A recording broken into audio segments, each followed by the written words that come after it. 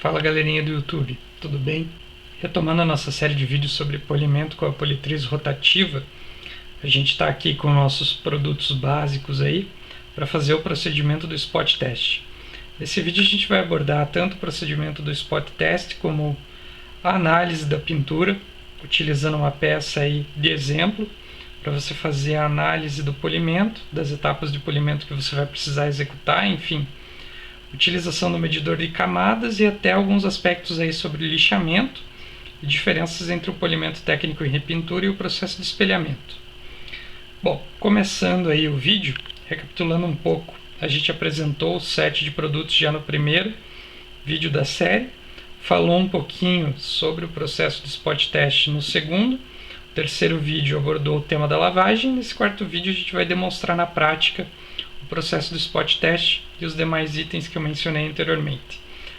Por onde a gente vai começar o nosso teste de abrasividade? Pela etapa do meio. Ninja 3 em 1, em conjunto com boina de lã macia amarela. Qual que é a ideia do teste de abrasividade num polimento? É você desgastar o mínimo possível da pintura, ter um acabamento perfeito, envolvendo o mínimo possível de etapas de produtos e boinas no polimento. Então, tendo em mãos os nossos produtos, a gente sempre começa o teste na peça pela etapa do meio. Então, no nosso caso aqui é um composto multipolidor, indicado para a etapa de corte, refino e lustro também, utilizado com as 3 boinas aqui. E como é um produto de abrasividade média, é com ele que eu vou começar os testes na área mais danificada da pintura, em conjunto com uma boina também suave, de abrasividade média, na etapa do meio do meu polimento. Se eu fosse fazer as 3 etapas, ou se o teste me indicar a necessidade de um corte mais forte, para remover as marcas que eu tenho na pintura, polidor extra forte, boina de lã branca agressiva, ou normal, que no nosso caso aqui é a normal, ela é um pouco mais suave que a agressiva. Em paralelo, você podia utilizar também a massa de polir. Então isso significa que se eu utilizar essa etapa aqui e eu conseguir um resultado adequado, um bom resultado no polimento, removendo boa parte das marcas, eu já posso partir para a etapa de lustro e acabamento final com a boina de espuma.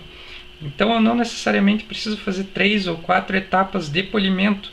Eu posso começar com uma etapa de polimento mais suave, desgastando menos a pintura e tendo um acabamento melhor do que com uma etapa mais agressiva, desgastando mais a pintura. Então isso te poupa tempo, poupa dinheiro e também diminui o desgaste do verniz desnecessariamente. Então agora eu vou falar um pouquinho sobre lixamento para vocês. E na sequência eu vou mostrar o uso do medidor de espessura, o medidor de camadas, na peça que a gente se propõe a demonstrar todos os processos de análise e teste, para daí então a gente partir para as atividades do spot test utilizando esse conjunto aqui. Diferença entre o processo de polimento técnico em repintura e espelhamento. Normalmente, o processo de polimento técnico em repintura, a gente vai trabalhar em peças repintadas com maior grau de casca de laranja, ou seja, ela vai estar com um reflexo não tão profundo e com uma casca de laranja, uma textura bem granular e eventualmente até sensível ao tato. E a gente vai ter que lixar mais. E quando a gente repintou, a gente sabe o quanto de material a gente colocou na peça, ou seja, quanto de verniz a gente aplicou, se a gente tem mais ou menos verniz, ou o quanto de tinta PU a gente aplicou para poder fazer o lixamento e o polimento técnico em repintura. Então, como você tem uma camada maior de material para você desgastar, você consegue nivelar melhor a superfície e você utiliza, ou pode utilizar, muitos utilizam as lixas mais grossas para polimento. Quais são as mais grossas? P1200, P1500 e P2000. A maioria dos profissionais utilizam somente a P1200 e já fazem o polimento. Não é o nosso caso, eu não trabalho assim. Mas então, no polimento técnico e repintura, normalmente a gente utiliza lixas mais fortes para fazer o nivelamento e o corte mais rápido da pintura. A diferença é o mecanismo de trabalho. Com uma lixa mais forte a gente trabalha menos o lixamento, porém a gente vai precisar de um grau abrasivo na etapa do polimento maior e a gente desbasta mais a pintura, a gente degrada mais esse verniz e remove mais verniz para fazer o polimento e o processo do acabamento final. No processo do espelhamento, normalmente a gente trabalha em carros originais de fábrica, com uma camada normalmente um pouco menor de verniz ou tinta PU na pintura de fábrica, e convém que a gente desbaste o mínimo possível essa pintura para ter o verniz um pouco mais nivelado e ter um acabamento um pouco mais liso na pintura. Então eu recomendo que o processo de espelhamento em carros originais de fábrica eles sejam sempre feitos com lixas muito suaves. A nossa lixa mais agressiva para fazer o processo de espelhamento seria a P2500, que ela é uma lixa bem fininha, e a lixa intermediária seria a Trizact P3000 e a P5000 seria a lixa mais fina nesse caso. Para as lixas Trizact, a gente tem que obrigatoriamente utilizar esse handpad aqui para conseguir utilizar aqueles discos Trizact por fixação a velcro, ou até mesmo um taquinho de borracha macio com velcro para fazer a fixação deles. E as outras lixas, as demais, a gente utiliza um taquinho de borracha macio, flexível, cortando a lixa em pequenos pedaços. Esse daqui é do tamanho 10x6 e esse daqui é o 6 polegadas. Você tem um handpad também 3 polegadas e as lixas Trizact 3 polegadas para polimento em riscos localizados na pintura ou pontos localizados aí que você precisa fazer um lixamento. Outro ponto importante: eu vou usar as 3 lixas no processo de espelhamento? Não, você vai utilizar apenas uma delas, fazendo o lixamento em sentido reto, sempre como a gente menciona nos vídeos. Eu vou utilizar as 3 lixas no processo de polimento em repintura? Não, eventualmente você vai utilizar 2 tipos de lixa, um para desgaste maior da superfície, para fazer um maior desbaste, a fase de corte, como a gente diz, onde a gente vai trabalhar um pouco mais rápido, com uma lixa mais agressiva, e depois você vai fazer o refino no sentido contrário desse lixamento, para amenizar as marcas de lixa e facilitar o teu processo de polimento. Então, no processo de espelhamento, utilize somente um tipo de lixa, e no processo de polimento em repintura, eventualmente você utiliza 1 ou 2 tipos de lixa, dependendo do grau da casca de laranja e do defeito que você quer remover. Se tiver muita casca de laranja, você utiliza 2 tipos de lixa. Se tiver uma casca de laranja mais leve, utiliza só a lixa mais fina. Rodrigo, como você faz o lixamento de pontos localizados e áreas menores e de difícil acesso na carroceria do veículo? Como eu tenho bastante EVA em casa, eu corto pedacinhos de EVA e eu faço o lixamento utilizando esses pedaços de EVA, cortando a lixa no tamanho adequado, prendendo ela nas laterais aqui, nas bordas, e utilizando o EVA como apoio. De uma maneira bem suave, você consegue fazer o lixamento em áreas menores, do tamanho que você desejar aí, você corta o EVA e consegue trabalhar o lixamento desses pequenos pontos. Então essa é a minha dica, se você precisar lixar pontos de difícil acesso, onde teu taco não alcança de uma maneira correta. Então lembrem-se, pessoal, quanto menor for o desgaste de uma pintura no lixamento, maior é a vida útil dessa pintura e maior é a chance de você conseguir corrigir com polimento novos riscos e novas marcas no veículo. Quanto maior for o lixamento, menor vai ser a camada de verniz de proteção que você vai deixar sobre a peça, ou até mesmo da tinta PU.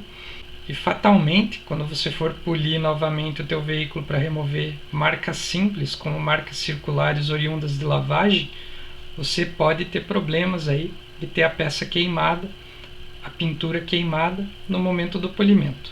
Então evite ao máximo o lixamento, pondere muito bem o lixamento, especialmente em carros originais, onde você vai fazer o processo dito como espelhamento de pintura, envolvendo o nivelamento do verniz. Lixamento nada mais é do que nivelar um pouco mais o verniz e remover riscos muito mais fortes que não saíram do polimento. Em polimento técnico em repintura, existem defeitos que não vão sair, como você tem aí aqueles olhos de peixe, pequenas crateras na pintura do veículo. Esses defeitos eles não saem no momento do polimento, e eventualmente até de mãos muito carregadas que não tiveram a evaporação de solvente correta, e você nota um monte de furinhos na peça, esses defeitos também não vão sair, porque esses furinhos eles normalmente estão muito profundos na pintura e você não vai ter tinta o suficiente para você lixar a pintura e conseguir nivelar esses defeitos. Essa peça aqui é um exemplo que eu estou dando para vocês, e a olho a gente já vê aqui algumas marcas que fui eu que fiz propositalmente para mostrar para vocês no vídeo, um pouco mais profundas, marcas circulares simulando uma lavagem incorreta, alguns riscos um pouco mais profundos. Você vai mapear marcas como essas aqui, riscos mais profundos que não saem com o polimento, e eventualmente até algum destacado da pintura que vai te prejudicar no processo do polimento, especialmente se você envolver uma etapa de lixamento no espelhamento. Indícios de uma repintura, como esses pequenos poros que a gente tem aqui, nessa área que não foi lixada. Pintura um pouco mais lisa, que indica aí que você passou por um processo de lixamento já anteriormente, ou melhor, que o carro ou a peça que você está inspecionando já passou por um processo de espelhamento ou alguma repintura. Eventualmente áreas com casca de laranja, próximas do padrão de fábrica ou em excesso, que você pode trabalhar um processo de espelhamento utilizando lixas mais finas, o que a gente vai abordar um pouquinho mais para frente. Aqui é a área mais espelhada, digamos assim.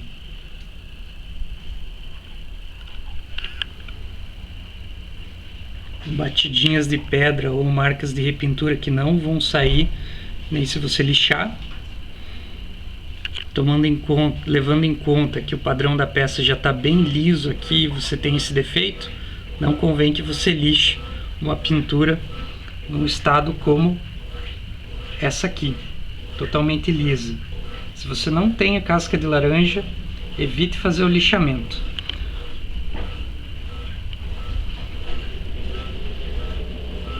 Alguns riscos mais profundos, embora eu não consiga sentir ao tato, esse risco aqui dificilmente ele vai sair com o polimento também. Talvez algumas marquinhas que precisem de um lixamento bem suave para amenizar os riscos. Normalmente carocinhos, bolinhas como essas aqui, que não são em alto relevo, elas indicam a repintura.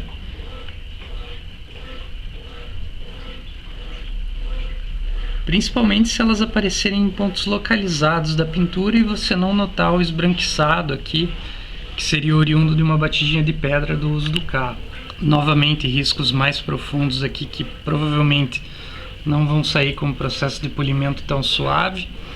O que você tem que ter na sua cabeça é desbastar o mínimo possível da pintura, do verniz, da tinta PU que você estiver trabalhando para remover os defeitos.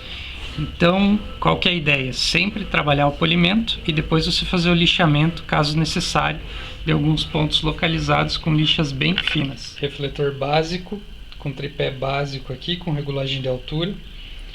Vai até acho que 1,80 m. Lâmpada de 150 watts halógena.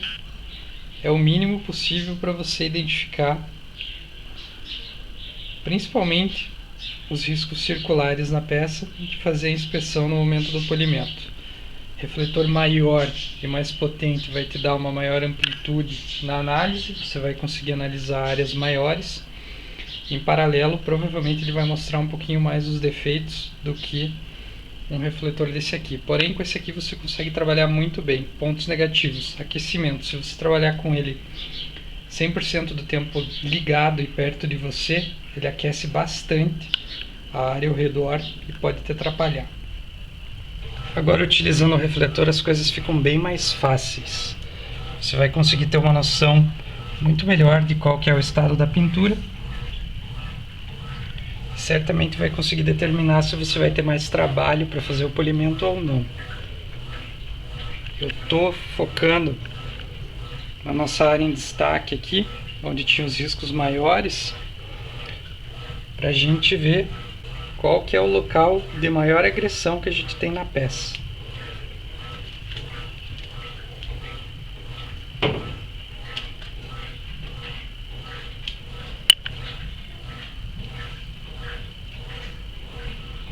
Os defeitinhos da repintura aqui, ó, que não vão sair com o lixamento.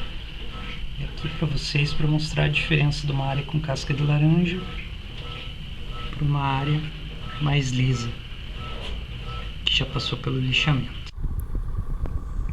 Estou aqui com o primeiro modelinho do medidor de espessura. No que ele vai te ajudar?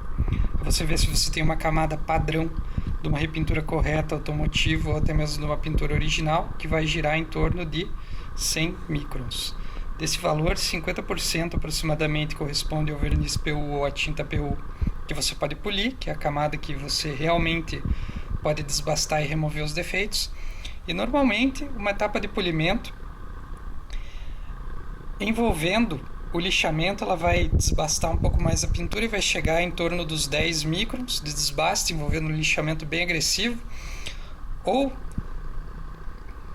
numa hipótese de polimento bem suave, vai chegar aí no máximo a 3 microns. Então fica entre 3 microns e 10 microns o desbaste. Importante, pessoal, esses são dados estatísticos, não é uma coisa que você deve levar ao pé da letra, ou seja, são valores aproximados. Porém, o principal aqui é que o medidor de espessura vai te ajudar a identificar as repinturas. Bom, vamos lá. Na área onde a gente tem o ondulado aqui, vamos ver o que a gente tem. 1,5 milímetros. Então isso aqui é bem grosso mesmo. Então você nunca vai ter uma pintura chegando nesse ponto aqui, e você nunca vai poder desbastar muito uma pintura como essa achando que você tem 50% disso aqui sendo uma camada que você pode polir. Então, onde a gente notar alguns defeitos, pequenas marquinhas, riscos de lixa embaixo da chapa, pequenas ondulações, a gente vai utilizar o medidor de espessura para identificar a repintura.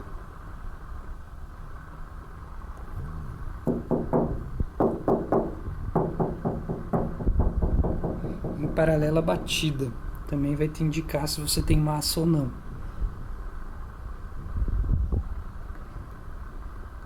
Qual que é a ideia quando você cruzar com um valor como esse aqui? Evitar o polimento excessivo e evitar o lixamento também, porque você pode ter, principalmente no caso de ter casca de laranja, porque você pode ter uma grande área de massa aplicada aqui, e eventualmente quando você nivelar a superfície, você vai ter um mapeamento da massa, você vai notar as bordas da massa, uma marca circular ou no formato da massa, como o pessoal aplicou, e vai ficar evidenciado a área da massa na peça que você está polindo.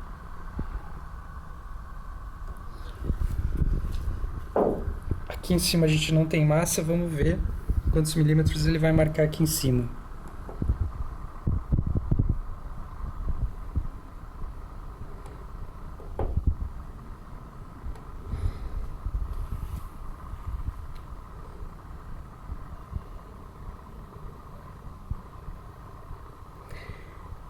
Entre 0,2 e 0,3 milímetros. Então, ponto negativo aqui é que eu tenho uma casa decimal somente. Então a gente não sabe até que ponto isso aqui é mais próximo do 0,2 ou do 0,29.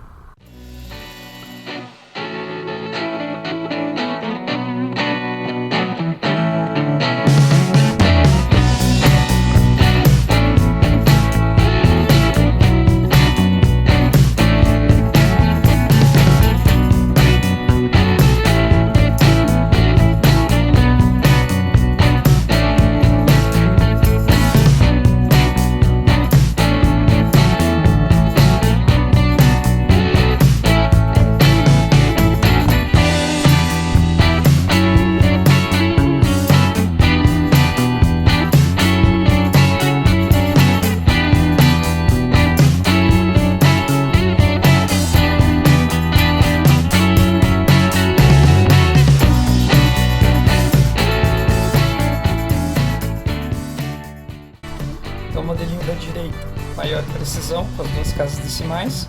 O modelinho da esquerda, mais básico. Ambos são medidores de espessura robistas, existem modelos bem mais conceituados no mercado, porém eles já te dão uma base do quanto você pode trabalhar, principalmente numa repintura. E fazem com que você evite trabalhar um polimento muito agressivo em peças repintadas que você não conhece a origem. O que pode acontecer? Você pode ter peças repintadas aí por N pintores automotivos e você pode ter uma camada muito fina de verniz, uma camada muito fina de tinta PU, acabar fazendo lixamento numa repintura com casca de laranja e acabar queimando a peça e tendo que repintar. Não por culpa sua, mas por culpa do profissional que repintou. Então qual que é a ideia do lixamento? Identificou que você vai lixar uma peça repintada? Trabalhe com lixas muito finas, 2.500 a mais agressiva, sendo a P5000 a mais fina e a P3000 a intermediária. Se você estiver trabalhando uma repintura sua, você pode eventualmente utilizar lixas mais grossas e evite a utilização de lixas P1200, P1500 e P2000, principalmente no processo de espelhamento e em repinturas de terceiros, para você não ter problemas na etapa do polimento. O problema vai estourar com quem for polir a peça.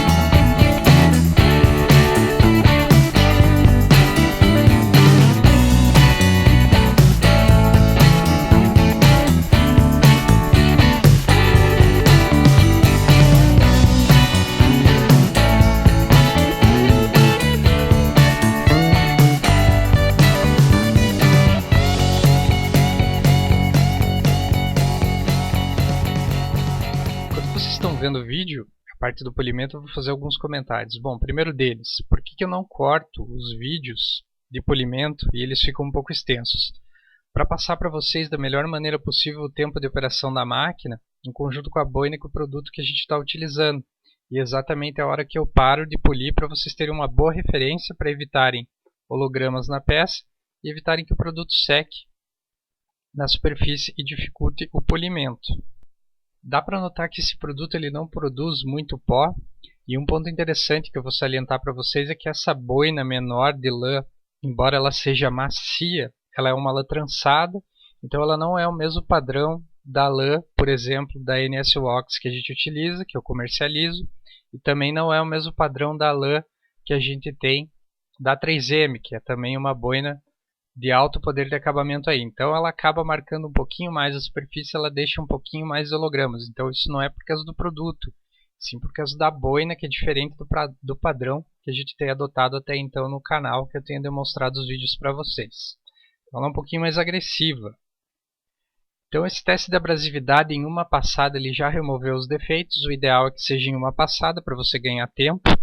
Então eu consegui um bom resultado final. Vou continuar numa peça inteira como essa aqui, com esse setup. E depois eu vou partir já para a etapa de lustro, para fazer o acabamento final da peça, para daí então encerar ou aplicar um vitrificador. Então seriam duas etapas de polimento, porque eu não teria marcas excessivas e não teria dificuldade em removê-las com a boina de espuma macia preta, em conjunto com um composto lustrador removedor de hologramas. Esse produto ele não produz pó em excesso, então isso facilita o acabamento final no momento do polimento. Então no próximo vídeo a gente vai comentar sobre alguns detalhes sobre o polimento comercial e polimento detail, e eu também vou apresentar alguns acessórios diferenciados para o processo de polimento e embelezamento automotivo.